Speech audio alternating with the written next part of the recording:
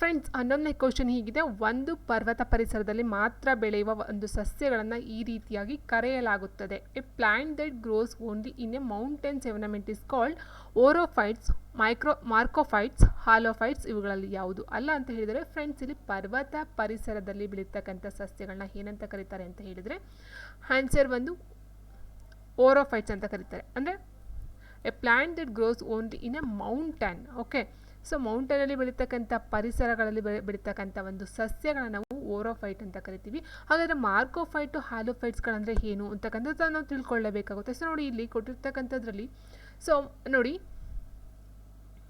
S, ಹೈಡ್ರೋಫೈಟ್ ಅಂತ ಹೇಳಿದ್ರೆ ನಾವು aquatic plant. It means hydro means ನೀರಿನಲ್ಲಿ ಬೆಳೀತಕ್ಕಂಥ ಒಂದು ಸಸ್ಯಗಳನ್ನ ನಾವು ಹೈಡ್ರೋಫೈಟ್ಸ್ ಅಥವಾ ಆಕ್ವಾಟಿಕ್ ಪ್ಲಾಂಟ್ಸ್ ಅಂತ ಕರಿತೀವಿ.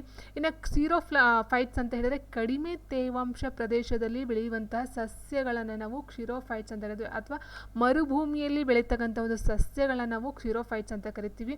ಆ್ಯಂಡ್ ನೆಕ್ಸ್ಟ್ ಇದಕ್ಕೆ ಎಕ್ಸಾಂಪಲ್ ಅಂತ ಹೇಳಿದರೆ ನೋಡಿ, ಇದು ಆಕ್ವಾಟಿಕ್ ಪ್ಲಾಂಟ್ಸು ಹೈಡ್ರೋಫೈಟ್ಸು, ಇದು ಬಂದು ಕ್ಸೆರೋಫೈಟ್ಸ್. ಓಕೆ, ಮರುಭೂಮಿಯಲ್ಲಿ ಬೆಳೀತಕ್ಕಂಥದ್ದು. ಇನ್ನು ಇದು ಬಂದು ಎಪಿಫೈಟ್ಸ್, ಅಂದರೆ ಮರಗಳ ಮೇಲೆ ಬೆಳೀತಕ್ಕಂಥದ್ದು ಎಪಿಫೈಟ್ಸ್ ಅಂತ ಕರಿತೀವಿ. ಅದೇ ರೀತಿ ಸೊ ಇನ್ನು ನಾವು ನೋಡ್ತಾ ಹೋದರೆ ಹೆಪಿಫೈಟ್ಸ್ ಅಂತಂದರೆ ಮತ್ತೊಂದು ಸಸ್ಯದ ಮೇಲೆ ಬೆಳೀತಕ್ಕಂಥದ್ದು ಎಪಿಫೈಟ್ಸ್ ಅಂತ ಹೇಳ್ತೀವಿ. ಲಿಥೋಫೈಟ್ಸ್ ಅಂತ ಹೇಳಿದರೆ ಬಂಡೆಗಳ ಮೇಲೆ ಬೆಳೀತಕ್ಕಂಥ ಸಸ್ಯಗಳನ್ನ ನಾವು ಲಿಥೋಫೈಟ್ಸ್ ಅಂತ ಹೇಳೋದು, ಬಂಡೆಗಳ ಮೇಲೆ ಕಲ್ಲುಗಳ ಮೇಲೆ ಬೆಳೀತಕ್ಕಂಥದ್ದು. ಆ್ಯಂಡ್ ಆಕ್ಸಿಲೋಫೈಟ್ಸ್ ಅಂತ ಹೇಳಿದರೆ ಆಮ್ಲೀಯ ಮಣ್ಣಿನಲ್ಲಿ ಬೆಳೀತಕ್ಕಂಥ ಒಂದು ಸಸ್ಯಗಳನ್ನ ನಾವು ಆಕ್ಸಿಲೋಫೈಟ್ಸ್ ಅಂತ ಕರಿತೀವಿ. ಆ್ಯಂಡ್ ಸ್ಕ್ಲಿರಿಯೋಫೈಟ್ಸ್ ಅಂತ ಹೇಳಿದ್ರೆ ವುಡಿ ಬುಷ್ ಪ್ಲಾಂಟ್ಸ್, ಪೊದೆಯ ಕಟ್ಟಿಗೆ ಮರಗಳ ಮೇಲೆ ಬೆಳೀತಕ್ಕಂಥದ್ದು. ಹೆಲೋಫೈಟ್ಸ್ ಅಂತ ಹೇಳಿದ್ರೆ ಜೋಗು ಪ್ರದೇಶದಲ್ಲಿ ಬೆಳೀತಕ್ಕಂಥ ಸಸ್ಯಗಳು. ಆ್ಯಂಡ್ ಸ್ಯಾಮೋಫೈಟ್ಸ್ ಅಂತ ಹೇಳಿದ್ರೆ ಮರಳಿನಲ್ಲಿ ಬೆಳೀತಕ್ಕಂಥ ಸಸ್ಯಗಳು. ಎರಿಮೋಫೈಟ್ಸ್ ಅಂತ ಹೇಳಿದ್ರೆ ಮರುಭೂಮಿ ಅಥವಾ ಸ್ಟೆಫಿಯಲ್ಲಿ ಬೆಳೀತಕ್ಕಂಥ ಒಂದು ಸಸ್ಯಗಳನ್ನ ಕರಿತೀವಿ. ಜಿಯೋಫೈಟ್ಸ್ ಅಂತ ಹೇಳಿದ್ರೆ ಈ ಒಂದು ಅಂತರ್ಗತ ಶೇಖರಣೆಯನ್ನು ಹೊಂದಿರತಕ್ಕಂಥ, ಇಟ್ ಮೀನ್ಸ್ ಅಂಡರ್ಗ್ರೌಂಡ್ ಸ್ಟೋರೇಜ್ ಏನಿರುತ್ತೋ ನೀರು, ಸೊ ಅಂಥ ಸಸ್ಯಗಳಂತ ಹೇಳಬಹುದಾಗಿರುತ್ತೆ. ಇನ್ನು ಹಾಲೋಫೈಟ್ಸ್ ಅಂತ ಹೇಳಿದ್ರೆ ಲವಣಾಂಶ ಹೆಚ್ಚಾಗಿರೋ ಪ್ರದೇಶದಲ್ಲಿ ಬೆಳೀತಕ್ಕಂಥ ಒಂದು ಸಸ್ಯಗಳನ್ನ ನಾವು ಹಾಲೋಫೈಟ್ಸ್ ಅಂತ ಹೇಳ್ತೀವಿ. ಆ್ಯಂಡ್ ಸ್ಯಾಫ್ರೋಫೈಟ್ಸ್ ಅಂತ ಹೇಳಿದ್ರೆ ಕೊಳೆತ ವಸ್ತುಗಳ ಮೇಲೆ ಬೆಳೆಯುವಂಥ ಒಂದು ಸಸ್ಯಗಳನ್ನ ನಾವು ಸ್ಯಾಫ್ರೋಫೈಟ್ಸ್ ಅಂತ ಕರಿತೀವಿ. ಮೀಸೋಫೈಟ್ಸ್ ಅಂತ ಹೇಳಿದ್ರೆ ಇವು ಭೂಮಿಯ ಮೇಲೆ ಸಸ್ಯಗಳಾಗಿದ್ದು ಒಣ ಹಾಗೂ ತೇವಾಂಶ ಇರುವ ಎರಡೂ ಪ್ರದೇಶದಲ್ಲಿ ಬೆಳೀತಕ್ಕಂಥ ಒಂದು ಸಸ್ಯಗಳನ್ನ ಏನಂತ ಕರಿತೀವಿ, ಮೀಸೋಫೈಟ್ಸ್ ಅಂತ ಕರಿತೀವಿ. ಸೊ ಇದು ಬಂದು ಕೆಲವೊಂದು ಸಸ್ಯಗಳಂತಲೇ ಹೇಳಬಹುದಾಗಿರುತ್ತೆ. ಸೊ ಇಲ್ಲಿ ನಾವು ಕೊಟ್ಟಿರ್ತಕ್ಕಂಥ ಆನ್ಸರ್ ನೋಡ್ತಾ ಹೋದಾಗ ನೋಡಿ, ಪರ್ವತ ಪ್ರದೇಶದಲ್ಲಿ ಬೆಳೀತಕ್ಕಂಥದ್ದು ಓರೋಫೈಟ್ಸ್ ಆಗಿರುತ್ತೆ. ಇನ್ನು ನೆಕ್ಸ್ಟ್ ಬಂದು ಕೆಳಗಿನಲ್ಲಿ ಯಾವುದು ಒಂದು ಸರಿಯಾಗಿದೆ ಅಂತ ಕೇಳಿದ್ರೆ ರಾಷ್ಟ್ರೀಯ ಉದ್ಯಾನವನಗಳನ್ನು ಕೊಟ್ಟಿದ್ದಾರೆ. Which of the following is correct. National park ಮತ್ತು ಅದನ್ನು ಯಾವಾಗ ಎಸ್ಟಾಬ್ಲಿಷ್ ಮಾಡ್ತಾರೆ ಅಂತಕ್ಕಂಥದ್ದು ಬಂಡೀಪುರ 1974, ಅಂಶಿ ಅಥವಾ ಅಣಸಿ 1988, ಆ್ಯಂಡ್ ನೆಕ್ಸ್ಟ್ ಬನ್ನೇರುಘಟ್ಟ 1987, ನಾಗರಹೊಳೆ 1985 ಅಂತ ಕೊಟ್ಟಿದ್ದಾರೆ. ಇಲ್ಲಿ ಒಂದು ಮಾತ್ರ ಸರಿಯಾಗಿರ್ತಕ್ಕಂಥದ್ದು ಬಂಡೀಪುರನ, ಅಣಸಿನ ಅಥವಾ ಬನ್ನೇರುಘಟ್ಟನ ಅಥವಾ ನಾಗರಹೊಳೆನ, ಯಾವುದು ಸರಿಯಾಗಿದೆ ಅಂತ ನೋಡ್ತಾ ಹೋದರೆ ನೋಡಿ, ಬಂಡೀಪುರ ಆಲ್ಮೋಸ್ಟ್ ಇವು ನಾಲ್ಕು ಸಹ ಏನಿದೆಯೋ ಈ ನಾಲ್ಕು ಸಹ ಕರ್ನಾಟಕದಲ್ಲಿ ಕಂಡುಬರ್ತಕ್ಕಂಥ ಒಂದು ರಾಷ್ಟ್ರೀಯ ಉದ್ಯಾನವನಗಳೇ ಆಗಿರುತ್ತೆ. ಬಂಡೀಪುರ ಇದೆಯಲ್ವಾ, ಸೊ ಇದು ಬಂದು 1974ರಲ್ಲಿ ಇದನ್ನು ಎಸ್ಟಾಬ್ಲಿಷ್ ಮಾಡ್ತಕ್ಕಂಥದ್ದಾಗಿರುತ್ತೆ. ಆ್ಯಂಡ್ ಅಣಸಿ ಅಂತ ಕೊಟ್ಟಿದ್ದಾರಲ್ವ, ಸೊ ಇದು ಬಂದು 1987ರಲ್ಲಿ 1987 ಅಣಸಿ ಬರುತ್ತೆ. ಇನ್ನು ಬನ್ನೇರುಘಟ್ಟ ಅಂತಕ್ಕಂಥದ್ದು 1974ರಲ್ಲಿ, ಇಟ್ ಮೀನ್ಸ್ 1970ರಲ್ಲಿ ಅದನ್ನು ಕಂಡುಹಿಡಿತಾರಂತೆ ಫೌಂಡೆಡ್. ಆದರೆ 1974ರಲ್ಲಿ ಅದನ್ನು ಎಸ್ಟಾಬ್ಲಿಷನ್ನು ಮಾಡ್ತಕ್ಕಂಥದ್ದು ಬನ್ನೇರುಘಟ್ಟ 1974ರಲ್ಲಿ. ಇನ್ನು ನೆಕ್ಸ್ಟ್ ನಾಗರಹೊಳೆ ಏನು ಕೊಟ್ಟಿದ್ದಾರೋ ಅದು ಬಂದು 1985 1988ರಲ್ಲಿ ಬರ್ತಕ್ಕಂಥದ್ದು ನಾಗರಹೊಳೆ ಆಗಿರುತ್ತೆ. ನಾಗರಹೊಳೆ 1988, ಅಣಸಿ ಬಂದು 1987, ಬನ್ನೇರುಘಟ್ಟ ಮತ್ತು ಬಂಡೀಪುರ ಬಂದು 1974ರಲ್ಲಿ ಎಸ್ಟಾಬ್ಲಿಷನ್ನು ಮಾಡ್ತಕ್ಕಂಥದ್ದಾಗಿರುತ್ತೆ. ಆನ್ಸರ್ ಯಾವುದಂತ ಹೇಳಿದ್ರೆ ಬಂಡೀಪುರ. ಮುಂದಿನ ಪ್ರಶ್ನೆ ಹೀಗಿದೆ, ಕೆಳಗಿನಲ್ಲಿ ಭಾರತದ ಪ್ರದೇಶಗಳನ್ನು ಪರಿಗಣಿಸಿ ಅಂತ ಕೊಟ್ಟಿದ್ದಾರೆ. ನೋಡಿ ಫ್ರೆಂಡ್ಸ್, ಆಲ್ಮೋಸ್ಟ್ ಈ ಒಂದು ಕ್ವಶನ್ ಏನಿದೆಯೋ, ಈ ಒಂದು ಹಾಟ್ಸ್ಪಾಟ್ ಅಥವಾ ಜೀವ ವೈವಿಧ್ಯತೆಯ ಅಪಾಯ ಸ್ಥಳಗಳಂತ ಏನಿದೆಯೋ ಇದನ್ನು UPSC, KS, IAS ಮತ್ತು KPSC ಗ್ರೂಪ್ ಬಿಗೆ ಸಹ AB ಸಂಬಂಧಪಟ್ಟಂತೆ ತುಂಬ ಪೇಪರಲ್ಲಿ ಕೇಳಿದ್ದಾರೆ ಈ ಒಂದು ಕ್ವಶನ್ನ. ಆಲ್ಮೋಸ್ಟ್ ಎಷ್ಟೊಂದು ಪೇಪರಲ್ಲಿ ರಿಪೀಟ್ ಆಗಿದೆ ಅಂತ ಹೇಳಿದರೆ ಈ ಕ್ವಶನ್ನು. ಸೊ ನೋಡಿ, ಇಲ್ಲಿ ಭಾರತದ ಪ್ರದೇಶಗಳಲ್ಲಿ ಹಾಟ್ಸ್ಪಾಟ್ ಯಾವ್ದು ಅಂತ ಹೇಳಿದರೆ ಬಯೋಡೈವರ್ಸಿಟಿ ಹಾಟ್ಸ್ಪಾಟ್ ಒಟ್ಟು ಭಾರತದಲ್ಲಿ ಬರ್ತಕ್ಕಂಥದ್ದು ಒಟ್ಟು 4 ಝೋನ್ಗಳು. ಟೋಟಲಾಗಿ ವರ್ಲ್ಡಲ್ಲಿ ಬರ್ತಕ್ಕಂಥದ್ದು 36 ಝೋನ್. ಇದನ್ನು ಸಹ ಕೇಳ್ತಾರೆ, how many hotspots in world ಅಂತ ಕೇಳಬಹುದು. ಬಯೋಡೈವರ್ಸಿಟಿ ಹಾಟ್ಸ್ಪಾಟ್ಸು ಇನ್ ವರ್ಲ್ಡಲ್ಲಿ ಬಂದು 36 ಇದೆ. ಆ್ಯಂಡ್ ಭಾರತದಲ್ಲಿ ಇರ್ತಕ್ಕಂಥದ್ದು ಓನ್ಲಿ 4. ಯಾವುದ್ಯಾವುದಂತ ಹೇಳ್ತಾ ಹೋದರೆ ದ ಹಿಮಾಲಯನ್ ಪೂರ್ವದಲ್ಲೂ ಹಿಮಾಲಯನ್ ಅಂತ ಏನು ಕೊಟ್ಟಿದ್ರು ಅದನ್ನು ನಾವು ಹೇಳ್ತೀವಿ. ದ ಹಿಮಾಲಯನ್ ಒಂದು ಬರುತ್ತೆ. ಅದಾದ ನಂತರ ಇಂಡೋ ಬರ್ಮಾ ರೀಸನ್ ಅಂತ ಹೇಳ್ತೀವಿ, ಇಂಡೋ ಬರ್ಮಾ. ಸೊ ಅದು ಒಂದು ಹಾಟ್ಸ್ಪಾಟ್ ಆಗಿರುತ್ತೆ. ಅದಾದ ನಂತರದ ವೆಸ್ಟರ್ನ್ ಗೇಟ್ಸ್, ಪಶ್ಚಿಮ ಘಟ್ಟಗಳು ಬರುತ್ತೆ, ವೆಸ್ಟರ್ನ್ ಗೇಟ್ಸ್ ಬರುತ್ತೆ. ಆ್ಯಂಡ್ ನೆಕ್ಸ್ಟು ಸುಂದರ್ಲ್ಯಾಂಡ್ ಬರುತ್ತೆ, ಸುಂದರ್ಲ್ಯಾಂಡ್ SUNDALAND ಸುಂದರ್ಲ್ಯಾಂಡ್. ಸೊ ಇದು ಒಂದು ಬರುತ್ತೆ. ಒಟ್ಟು ಟೋಟಲ್ ಆಗಿ ಭಾರತದಲ್ಲಿ ಬರ್ತಕ್ಕಂಥ ಇಂಡಿಯಾದಲ್ಲಿ ಒಟ್ಟು 4 ಈ ಒಂದು ಹಾಟ್ಸ್ಪಾಟ್ ಝೋನ್ಗಳು ಕಂಡು ಬರ್ತಕ್ಕಂಥದ್ದಾಗಿರುತ್ತೆ. ಸೊ ಎ ಮತ್ತು ಸಿ ಮಾತ್ರ ಇಲ್ಲಿ ಸರಿಯಾಗಿದೆ. ಅರಾವಳಿ ಬೆಟ್ಟಗಳನ್ನು ಹಾಟ್ಸ್ಪಾಟ್ ಅಂತ ಘೋಷಣೆಯನ್ನು ಮಾಡಿಲ್ಲ. ಆಪ್ಷನ್ 2.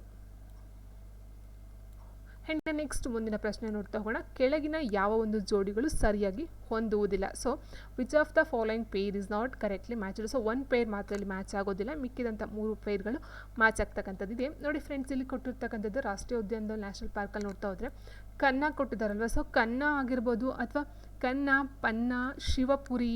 ಓಕೆ, ಕನ್ನ, ಪನ್ನ, ಶಿವಪುರಿ ಮತ್ತು ಬೋರಿಸಾತ್ಪುರ ಅಂತ ಬರುತ್ತೆ. ಇದೆಲ್ಲ ಕಂಡು ಬರ್ತಕ್ಕಂಥದ್ದು ಮಧ್ಯಪ್ರದೇಶದಲ್ಲೇ. ಓಕೆ, ಇನ್ನು ನೆಕ್ಸ್ಟು ಸುಲ್ತಾನ್ಪುರ್ ರಾಷ್ಟ್ರೀಯ ಉದ್ಯಾನವನ ಹರಿಯಾಣದಲ್ಲೇ ಕಂಡು ಬರ್ತಕ್ಕಂಥದ್ದಾಗಿರುತ್ತೆ. ಹರಿಯಾಣದಲ್ಲಿ ಮೇಯ್ನಾಗಿ ಕಂಡು ಬರ್ತಕ್ಕಂಥದ್ದು. ಆ್ಯಂಡ್ ನೆಕ್ಸ್ಟ್ ಬಂದು ಬಂಡೀಪುರ, ನಿಮ್ಗೆ ಆಲ್ಮೋಸ್ಟ್ ಗೊತ್ತಿದೆ, ಕರ್ನಾಟಕದಲ್ಲಿ ಬರ್ತಕ್ಕಂಥದ್ದು ಬಂಡೀಪುರ, ನಾಗರಹೊಳೆ, ಸೊ ಅಣಸಿ.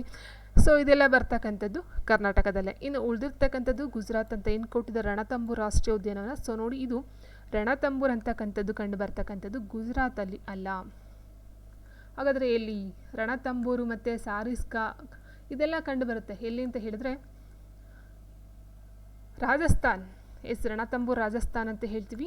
ರಾಜಸ್ಥಾನದಲ್ಲಿ ಕಂಡು ಬರ್ತಕ್ಕಂಥದ್ದು ರಣತಂಬೂರು, ಗುಜರಾತಲ್ಲ. ಸೊ ಗುಜರಾತಲ್ಲಿ ಕಂಡು ಬರ್ತಕ್ಕಂಥ, ಹಾಗಾದರೆ ಗುಜರಾತಲ್ಲಿ ಕಂಡು ಬರ್ತಕ್ಕಂಥದ್ದು ಯಾವುದಂತ ಹೇಳಿದರೆ ಗಿರ್. ವೆರಿ ಫೇಮಸ್ ಅಲ್ವಾ ಸಿಂಹಕ್ಕೆ, ಗಿರ್ ಮತ್ತು ರಾಣ್ ಆಫ್ ಕಚ್ ಅಂತಕ್ಕಂಥದ್ದು 2 ವನ್ಯಜೀವಿಗಳು ಕಂಡು ಬರ್ತಕ್ಕಂಥದ್ದು. ಗಿರು, ವಾಲ್ದಾರು, ರಾಣ್ ಆಫ್ ಕಚ್ಚು ಇದೆಲ್ಲ ಗುಜರಾತಲ್ಲಿ ಕಂಡು ಬರುತ್ತೆ. ರಣತಂಬೂರಲ್ಲಿ ರಾಜಸ್ಥಾನದಲ್ಲಿ ಕಂಡು ಬರ್ತಕ್ಕಂಥದ್ದು. ಇದು ತಪ್ಪಾಗಿರ್ತಕ್ಕಂಥ ಒಂದು ಜೋಡಿ ಅಥವಾ ಪೇರ್ ಅಂತ ಹೇಳ್ಬಹುದಾಗಿರುತ್ತೆ.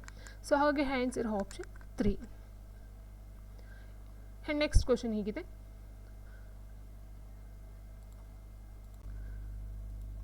ಅಂತಾರಾಷ್ಟ್ರೀಯ ಪಕ್ಷಿಜೀವ ಎಂದು ಕರೆಯಲಾಗುವ ಸಂಸ್ಥೆಗೆ ಸಂಬಂಧಿಸಿದಂತೆ ಕೆಳಗಿನ ಯಾವ ಹೇಳಿಕೆ ಅಥವಾ ಹೇಳಿಕೆಗಳು ಸರಿಯಾಗಿದ್ದಾವೆ ಅಂತ ಕೇಳಿದರೆ with reference to an organisation known as bird life international which of the following statements is are correct ಅಂತ ಕೇಳಿದರೆ. ನೋಡಿ ಫ್ರೆಂಡ್ಸ್, ಇಲ್ಲಿ ಅಂತಾರಾಷ್ಟ್ರೀಯ ಪಕ್ಷಿಜೀವ ಸಂಸ್ಥೆಗೆ ಸಂಬಂಧಪಟ್ಟಂತೆ ಯಾವ ಹೇಳಿಕೆಗಳು ಸರಿಯಾಗಿದ್ದಾವೆ? ಇದು ಜಾಗತಿಕ ಪಾಲುಗಾರಿಕೆಗೆ ಸಂರಕ್ಷಣಾ ಸಂಸ್ಥೆ. ಫಸ್ಟ್ ಆಫ್ ಆಲ್ ಅಂತಾರಾಷ್ಟ್ರೀಯ ಪಕ್ಷಿಜೀವ ಅಂದರೆ ಏನಂತ ಹೇಳಿದ್ರೆ ಪಕ್ಷಿಗಳಿಗೆ ಸಂಬಂಧಪಟ್ಟಂಥದ್ದು. ಹಾಗಾಗಿ ಇಲ್ಲಿ ಈ ಸಂಸ್ಥೆಯ ಮೂಲವು ಜೈವಿಕ ವೈವಿಧ್ಯತೆ ಅಪಾಯ ಸ್ಥಳಗಳ ಪರಿಕಲ್ಪನೆ ಇದರ ಮೂಲವಾಗಿದೆ ಅಂತ ಕೊಟ್ಟಿದ್ದಾರಲ್ವಾ.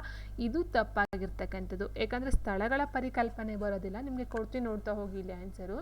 ನೋಡಿ, ಇದು ಸಂರಕ್ಷಣಾ ಸಂಸ್ಥೆನ ಜಾಗತಿಕ ಪಾಲುದಾರಿಕೆಯಾಗಿದ್ದು ಹೌದಲ್ವಾ. ಸೊ ಫಸ್ಟ್ ಆಪ್ಷನ್ ಕರೆಕ್ಟ್ ಇದೆ. ಇದು ಜಾಗತಿಕ ಪಾಲುಗಾರಿಕೆಯ ಒಂದು ಸಂರಕ್ಷಣಾ ಸಂಸ್ಥೆಯಾಗಿದೆ. ಇದು ಸರಿಯಾಗಿರ್ತಕ್ಕಂಥದ್ದು. ಪಕ್ಷಿಗಳು ಅವುಗಳ ಆವಾಸ ಸ್ಥಾನಗಳು ಮತ್ತು ಜಾಗತಿಕ ಜೀವ ವೈವಿಧ್ಯತೆನ ಸಂರಕ್ಷಿಸಲು ಶ್ರಮಿಸುತ್ತದೆ.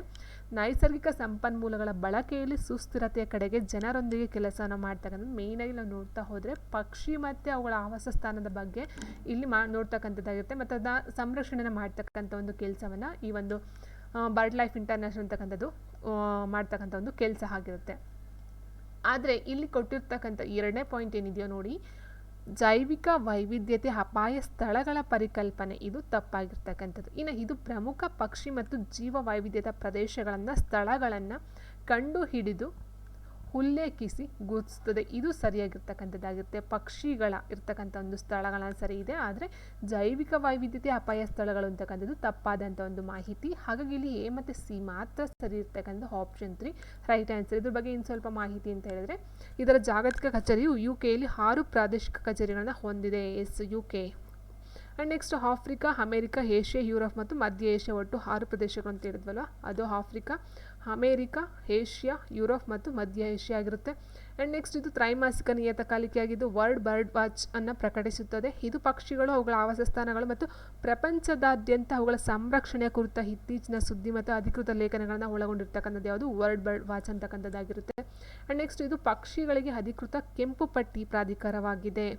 ಇದು ವೆರಿ ಇಂಪಾರ್ಟೆಂಟ್ ಆಗಿರುತ್ತೆ ಈ ಒಂದು ಪಾಯಿಂಟು. ಇದು ಪ್ರಕೃತಿ ಸಂರಕ್ಷಣೆಗಾಗಿ ಅಂತಾರಾಷ್ಟ್ರೀಯ ಒಕ್ಕೂಟನೂ ಸಹ ಈ ಒಂದು ಕೆಲಸವನ್ನು ನಿರ್ವಹಿಸ್ತಕ್ಕಂಥದ್ದು ಯಾವುದು ಅಂತ ಹೇಳಿದರೆ ಈ ಒಂದು ಅಂತಾರಾಷ್ಟ್ರೀಯ ಪಕ್ಷಿ ಜೀವ ಅಥವಾ ಬರ್ಡ್ ಲೈಫ್ ಇಂಟರ್ನ್ಯಾಷನಲ್ ಅಂತಕ್ಕಂಥದ್ದು ಆಗಿರುತ್ತೆ. ಸೊ ಇಲ್ಲಿ ಆನ್ಸರ್ ಅಂತ ಹೇಳಿದ್ರೆ ಆಪ್ಷನ್ 3 ಎ ಮತ್ತು ಸಿ ಆಗಿರುತ್ತೆ. It is a global partnership of conservation organisation ಅಂತಕ್ಕಂಥದ್ದು and it identifies the sites known are refer to has important birds and biodiversity areas ಆಗಿರುತ್ತೆ. And next 16ನೇ ಕ್ವಶನ್ ಹೀಗಿದೆ.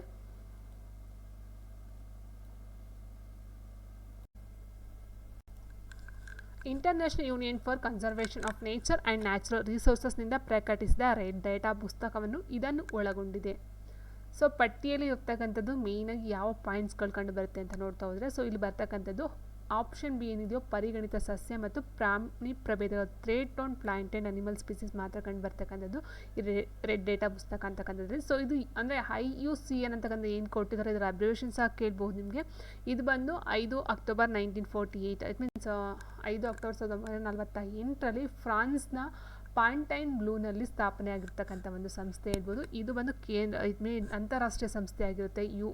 IUCN ಅಂತಕ್ಕಂಥದ್ದು ಯುನೆಸ್ಕೋದಿಂದ ಉತ್ತೇಜಿತವಾದ ಸರ್ಕಾರಗಳು ಮತ್ತು ಸಂರಕ್ಷಣಾ ಸಂಸ್ಥೆಗಳ ಪ್ರತಿನಿಧಿಗಳು International Union for the Protection of ನೇಚರನ್ನು ರಚಿಸುವ ಒಂದು ಔಪಚಾರಿಕ ಕಾಯ್ದೆಗೆ ಸಹಿಯನ್ನು ಹಾಕಿರ್ತಕ್ಕಂಥದ್ದಾಗುತ್ತೆ. ಇದೊಂದು ಇಂಟರ್ನ್ಯಾಷನಲ್ ಸಂಸ್ಥೆ ಅಂತ ಹೇಳ್ಬಹುದಾಗುತ್ತೆ. ಮತ್ತು ಇದು ಫಸ್ಟ್ಗೆ ಹೊಸ ಸಂಸ್ಥೆಯನ್ನು ಸ್ಥಾಪಿಸಿದ ಉಪಕ್ರಮವು ಯುನೆಸ್ಕೋದಿಂದ ಮತ್ತು ವಿಶೇಷವಾಗಿ ಅದರ ಮೊದಲ ಡೈರೆಕ್ಟರ್ ಜನರಲ್ ಯಾರಂತ ಹೇಳಿದರೆ ಬ್ರಿಟಿಷ್ ಜೀವಶಾಸ್ತ್ರಜ್ಞ ಜೂಲಿಯನ್ ಹಕ್ಸ್ಲಿ ಅಂತಕ್ಕಂಥವ್ರು ಮೊಟ್ಟ ಮೊದಲ ಡೈರೆಕ್ಟರ್ ಜನರಲ್ ಆಗಿ ಕೆಲಸಕ್ಕೆ ನೇಮಕಾತಿಯನ್ನು ಹಾಕ್ತಕ್ಕಂಥದ್ದಾಗಿರುತ್ತೆ.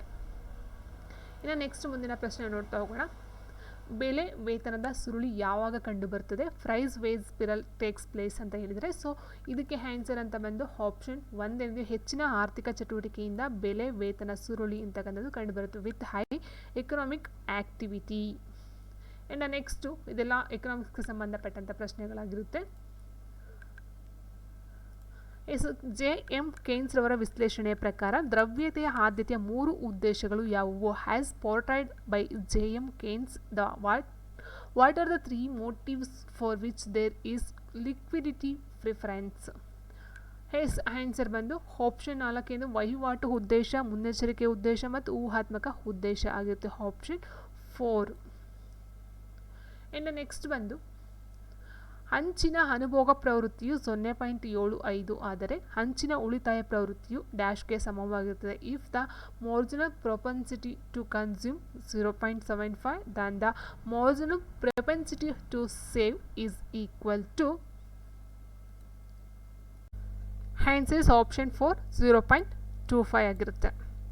ಸೊ ಇಲ್ಲಿದೆ ಅದಕ್ಕೆ ಎಕ್ಸ್ಪ್ಲನೇಷನ್ ಅಂತ ನೋಡ್ತಾ ಹೋದರೆ, ಸೊ ಈ ರೀತಿ ಇದೆ ನೋಡ್ತಾ ಹೋಗ್ಬೋದು ನೀವು.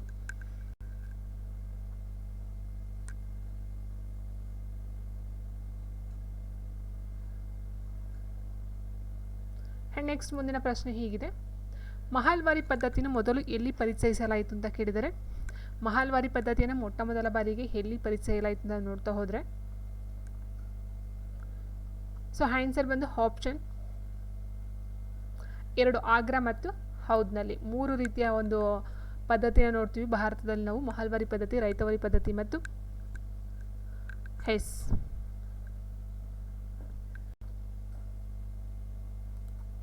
ಫ್ರೆಂಡ್ಸ್ ಇಲ್ಲಿ ನಾವು ನೋಡ್ತಾ ಹೋದಾಗೆ ಜಮೀನ್ದಾರಿ ವ್ಯವಸ್ಥೆ ಏನು ಭೂ ಕಂದಾಯ ವ್ಯವಸ್ಥೆಗೆ ಸಂಬಂಧಪಟ್ಟಂತೆ ಬರುತ್ತೆ. ಜಮೀನ್ದಾರಿ ಮತ್ತು ಮಹಲ್ವಾರಿ ಪದ್ಧತಿ, ರೈತವಾರಿ ಪದ್ಧತಿ. ಸೊ ಆ ಮೂರನ್ನು ಸಹ ತಿಳ್ಕೊಳ್ತಾ ಹೋಗೋಣ. ಸೊ ಜಮೀನ್ದಾರಿ ಪದ್ಧತಿ ಅಂತ ಅಂದರೆ ಏನು, ಅಥವಾ ಮಹಲ್ವಾರಿ ಪದ್ಧತಿ, ರೈತವಾರಿ ಪದ್ಧತಿ ಯಾವಾಗ ಎಲ್ಲಿ ಯಾರು ಜಾರಿಗೆ ತಂದರು ಅಂತಕ್ಕಂಥದ್ದನ್ನ ನೋಡ್ತಾ ಹೋಗೋಣ. ಫಸ್ಟ್ಗೆ ಇಲ್ಲಿ ಕ್ವಶನ್ ಏನಿದೆ, ಜಮೀನ್ದಾರಿ ವ್ಯವಸ್ಥೆಯನ್ನು ಪ್ರಾರಂಭಿಸಿದವರು ಯಾರು ಅಥವಾ ಜಮೀನ್ದಾರಿ ಪದ್ಧತಿಯನ್ನು ಜಾರಿಗೆ ತಂದವರು ಯಾರು? John Shore, L Cornwallis, Lord Minto, William Bentinck ಅಂತ ಕೊಟ್ಟಿದ್ದಾರೆ. ಜಮೀನ್ದಾರಿ ವ್ಯವಸ್ಥೆಯನ್ನು ಪ್ರಾರಂಭವನ್ನು ಮಾಡ್ತಕ್ಕಂಥದ್ದು 1793ರಲ್ಲಿ ಲಾರ್ಡ್ ಕಾರ್ನ್ವಾಲಿಸ್, ಎಲ್ ಕಾರ್ನ್ವಾಲಿಸ್ ಅಂತ ಹೇಳ್ತೀವಿ. ಜಮೀನ್ದಾರಿ ಪದ್ಧತಿ ಅಂತ ಹೇಳೋದಕ್ಕೂ ಮೊದಲು ಭೂ ಸುಧಾರಣೆಯಲ್ಲಿ ಬರ್ತಕ್ಕಂಥದ್ದು 3 ವಿಧಗಳು, ಹೌದಲ್ವಾ? ಸೊ ಜಮೀನ್ದಾರಿ ಪದ್ಧತಿ, ಮಹಲ್ವಾರಿ ಪದ್ಧತಿ, ರೈತವಾರಿ ಪದ್ಧತಿ. ಜಮೀನ್ದಾರಿ ಪದ್ಧತಿಯನ್ನು 1793ರಲ್ಲಿ ಯಾರು ಜಾರಿಗೆ ತರ್ತಾರೆ? ಲಾರ್ಡ್ ಕಾರ್ನ್ವಾಲಿಸ್ ರವರು ಜಾರಿಗೆ ತರ್ತಕ್ಕಂಥದ್ದು ಆಗಿರುತ್ತೆ. ಸೊ ಇಲ್ಲೇನಾಗುತ್ತೆ, ಜಮೀನ್ದಾರಿ ಪದ್ಧತಿಯಲ್ಲಿ ಜಮೀನ್ದಾರರು ಸರ್ಕಾರರು ಮತ್ತು ರೈತರ ಮಧ್ಯೆ ಮಧ್ಯವರ್ತಿಗಳಾಗಿ ಕೆಲಸವನ್ನು ಮಾಡ್ತಾ ಇರ್ತಾರೆ. ಸರ್ಕಾರ ಅಂತ ಹೇಳಿದರೆ ಬ್ರಿಟಿಷ್ ಆಗ ಆಳ್ವಿಕೆಯಲ್ಲಿರ್ತಕ್ಕಂಥದ್ದು ಬ್ರಿಟಿಷ್ ಅಲ್ವಾ. ಸೊ ಬ್ರಿಟಿಷ್ ಸರ್ಕಾರ ಮತ್ತು ರೈತರ ಮಧ್ಯವರ್ತಿಗಳಾಗಿ ಜಮೀನ್ದಾರರು ಈ ಒಂದು ವಸೂಲಾತಿಯನ್ನು ಮಾಡ್ತಕ್ಕಂಥ ಕೆಲಸವನ್ನು ಮಾಡಿರ್ತಕ್ಕಂಥದ್ದು. ಆ್ಯಂಡ್ ನೆಕ್ಸ್ಟು ಇದು ಎಲ್ಲೆಲ್ಲಿ ಜಾರಿಗೆ ಬರುತ್ತೆ ಅಂತ ಹೇಳಿದ್ರೆ ಪಶ್ಚಿಮ ಬಂಗಾಳ, ಒರಿಸ್ಸಾ, ಉತ್ತರ ಪ್ರದೇಶ, ಆಂಧ್ರ ಪ್ರದೇಶ ಮತ್ತು ಮಧ್ಯಪ್ರದೇಶದಲ್ಲಿ ಅಸ್ತಿತ್ವದಲ್ಲಿ ಇರ್ತಕ್ಕಂಥದ್ದು. ಆ್ಯಂಡ್ ಇಲ್ಲಿ ಇನ್ನೊಂದು ಪಾಯಿಂಟ್ ಏನು ಕೇಳ್ತಾರೆ ಅಂತ ಹೇಳಿದ್ರೆ ಜಮೀನ್ದಾರಿ ಪದ್ಧತಿಯನ್ನು ಮೊಟ್ಟ ಮೊದಲ ಬಾರಿಗೆ ಜಾರಿಗೆ ತಂದಂಥ ಪ್ರದೇಶ ಯಾವುದು ಅಂತ ಹೇಳಿದ್ರೆ ಪಶ್ಚಿಮ ಬಂಗಾಳ. ಫಸ್ಟ್ಗೆ ಬರ್ತಕ್ಕಂಥದ್ದು ಪಶ್ಚಿಮ ಬಂಗಾಳದಲ್ಲಿ. ಓಕೆ, ಸೊ ಆ್ಯಂಡ್ ನೆಕ್ಸ್ಟ್ ಇಷ್ಟು ಬಂದು ಜಮೀನ್ದಾರಿ ಪದ್ಧತಿಗೆ ಸಂಬಂಧಪಟ್ಟಂತೆ ಆಯಿತು. ಮಹಲ್ವಾರಿ ಪದ್ಧತಿಯನ್ನು ಜಾರಿಗೆ ತರ್ತಕ್ಕಂಥದ್ದು ವಿಲಿಯಂ ಬೆಂಟಿಕ್ರ ಆಗಿರ್ತಾರೆ. ರೈತವಾರಿ ಪದ್ಧತಿ ಬಂದು ಮಂದ್ರವರವರು ಜಾರಿಗೆ ತರ್ತಕ್ಕಂಥದ್ದು ಆಗಿರುತ್ತೆ. ಆ್ಯಂಡ್ ನೆಕ್ಸ್ಟ್ ಬಂದು ಜಮೀನ್ದಾರಿ ವ್ಯವಸ್ಥೆಯ ಬಗ್ಗೆ ಈ ಕೆಳಗಿನ ಯಾವ ಹೇಳಿಕೆಗಳು ನಿಜವಲ್ಲ ಅಂತ ಕೇಳಿದರೆ ಜಮೀನ್ದಾರಿ ಪದ್ಧತಿ ಬಗ್ಗೆ ಇದನ್ನು ಮೊದಲು ಜಾರಿಗೆ ತಂದಿದ್ದು ಪಶ್ಚಿಮ ಬಂಗಾಳದಲ್ಲಿ. ಇದು ಸರಿ ಇರ್ತಕ್ಕಂಥದ್ದು. ಪಶ್ಚಿಮ ಬಂಗಾಳದಲ್ಲಿ ಮೊಟ್ಟ ಮೊದಲ ಬಾರಿಗೆ ಜಮೀನ್ದಾರಿ ಪದ್ಧತಿಯನ್ನು ಜಾರಿಗೆ ಬರುತ್ತೆ. ಆ್ಯಂಡ್ ನೆಕ್ಸ್ಟ್ ಭೂಮಾಲೀಕನನ್ನು ಭೂಮಿಯ ಒಡೆಯನನ್ನಾಗಿ ಮಾಡಲಾಯಿತು. ಆ್ಯಂಡ್ ಜಮೀನ್ದಾರರು ಒಟ್ಟು ತೆರಿಗೆಯ 80% ಬ್ರಿಟಿಷರಿಗೆ ನೀಡಿದರು ಮತ್ತು 20% ಉಳಿಸಿಕೊಂಡರು ಅಂತ ಕೊಟ್ಟಿದ್ದಾರೆ. ಜಮೀನ್ದಾರರು ಏನು ಮಾಡ್ತಾಯಿದ್ರು, ಈ ಒಂದು ರೈತರಿಂದ ವಸೂಲಾತಿಯನ್ನು ಮಾಡ್ತಿದ್ರಲ್ವಾ, ಸೊ ಅಮೌಂಟಲ್ಲಿ ಏನು ಮಾಡ್ತಿದ್ರು, ಬ್ರಿಟಿಷರಿಗೆ 90% ಕೊಡ್ತಾಯಿದ್ರು, ಅವರು 10% ಇಟ್ಕೊಳ್ತಾಯಿದ್ರು. ಇದು ಆ್ಯಕ್ಚುಲಿ ಇರ್ತಕ್ಕಂಥದ್ದು ಫ್ಯಾಕ್ಟ್. ಹಾಗಾಗಿ ಇದು ತಪ್ಪಾಗಿರ್ತಕ್ಕಂಥದ್ದಾಗಿರುತ್ತೆ. ಯಾಕಂದರೆ 90% ಬ್ರಿಟಿಷರಿಗೆ ಕೊಡ್ತಾಯಿದ್ರು, ಅವರು 10% ಉಳಿಸ್ಕೊಳ್ತಾ ಇದ್ರು. ಇಲ್ಲಿ 80 ಅಂತ ಕೊಟ್ಟಿದ್ದಾರಲ್ಲ, ಇದು ತಪ್ಪಾಗಿರುತ್ತೆ. ಮತ್ತು ಸ್ವಾತಂತ್ರ್ಯದ ಮೊದಲು ಈ ಪದ್ಧತಿಯು ಭಾರತದ 19% ಭೂಮಿಗೆ ಅನ್ವಯಿಸುತ್ತದೆ. ಇದು ಸರಿಯಾಗಿರ್ತಕ್ಕಂಥ ಪಾಯಿಂಟ್ ಆಗಿರುತ್ತೆ. ಇಲ್ಲಿ ಆನ್ಸರ್ ಬಂದು ಆಪ್ಷನ್ 3 ಆಗಿರುತ್ತೆ. ಆ್ಯಂಡ್ ನೆಕ್ಸ್ಟ್ ಪ್ರಶ್ನೆ ಹೀಗಿದೆ, ಮಹಲ್ವಾರಿ ಪದ್ಧತಿಯನ್ನು ಜಾರಿಗೆ ತಂದವರು ಯಾರು? William Bentinck, and Cornwallis, sir John Shore, ಮೇಲ್ನ ಯಾರು ಅಲ್ಲ ಅಂತ ಕೊಟ್ಟಿದ್ದಾರೆ. ಮಹಲ್ವಾರಿ ಪದ್ಧತಿಯನ್ನು ಜಾರಿಗೆ ತರ್ತಕ್ಕಂಥದ್ದು ಯಾರು ಅಂತ ಹೇಳಿದ್ರೆ ವಿಲಿಯಂ ಬೆಂಟಿಕ್ ರವರು. ಸೊ ಲಾರ್ಡ್ ಕಾರ್ನ್ವಾಲಿಸ್ ಜಮೀನ್ದಾರಿ ಪದ್ಧತಿ ಅಂತ ಹೇಳಿದರೆ ಇವರು ಬರೋದಿಲ್ಲ, ಸರ್ ಜಾನ್ ಶೋರ್ ಅಲ್ಲ, ವಿಲಿಯಂ ಬೆಂಟಿಕ್ ರವರು ಮಹಲ್ವಾರಿ ಪದ್ಧತಿಯನ್ನು ಜಾರಿಗೆ ತರ್ತಕ್ಕಂಥದ್ದು ಆಗಿರುತ್ತೆ. ಆ್ಯಂಡ್ ನೆಕ್ಸ್ಟು ಈ ಒಂದು ಮಹಲ್ವಾರಿ ಪದ್ಧತಿ ಅಂತಕ್ಕಂಥದ್ದನ್ನ ಏನು ವಿಲಿಯಂ ಬೆಂಟಿಕ್ ಜಾರಿಗೆ ತರ್ತಾರೆ, ಇವರು ಬಂದು ಬ್ರಿಟಿಷ್ ಗವರ್ನರ್ ಆಗಿರ್ತಾರೆ. ಆ್ಯಂಡ್ ನೆಕ್ಸ್ಟು ಇದನ್ನು ಮೇಯ್ನಾಗಿ ಎಲ್ಲಿ ಜಾರಿಗೆ ತರ್ತಾರೆ ಅಂತ ಹೇಳಿದರೆ ಆಗ್ರಾ ಮತ್ತು ಹೌದ್ ಪ್ರಾಂತ್ಯಗಳಲ್ಲಿ, ವೆರಿ ಇಂಪಾರ್ಟೆಂಟು, ಆಗ್ರಾ ಮತ್ತು ಹೌದ್ ಪ್ರಾಂತ್ಯಗಳಿಗೆ ಜಾರಿಗೆ ತರ್ತಕ್ಕಂಥದ್ದು ಈ ಒಂದು ಮಹಲ್ವಾರಿ ಪದ್ಧತಿಯನ್ನು. Very important. ಯಾವ ಒಂದು ಪ್ರದೇಶದಲ್ಲಿ ಜಾರಿಗೆ ತಂದರು ಅಂತಕ್ಕಂಥದ್ದು ತುಂಬ ಇಂಪಾರ್ಟೆಂಟ್ ಆಗುತ್ತೆ.